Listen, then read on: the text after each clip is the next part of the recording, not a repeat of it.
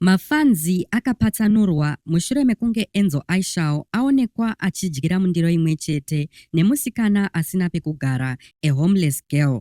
Toti uku kuzvininipisa chaiko here kana kuti icloud chasing? Mhuri yeZimbabwe ndinokuchingamidzai zvakare panhonzi pano. Ndapota musakanganwawo kusubscribe nekulaikawo vhidhiyo rino.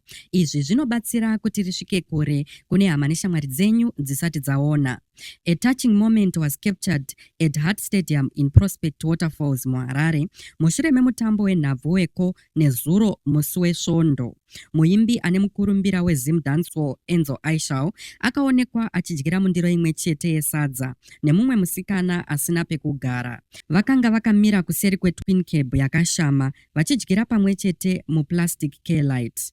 Chiitiko ichi chakamutsa kutaura kukuru pasocial media, vatsigiri vazhinji vachimurumbidza nekuzvininipisa kwake, vamwe vachipa mapositive comments such as Enzo, you have gained my respect and we are all equal in God's eyes.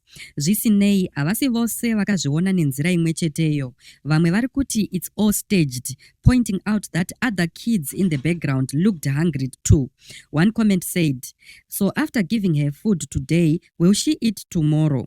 Others accused him of using the girl for content to stay relevant and promote his upcoming music video. Muri yeZimbabwe munoionawo sei iyi? Ngatisanganei mucomment section muchitaurawo pfungwa dzenyu.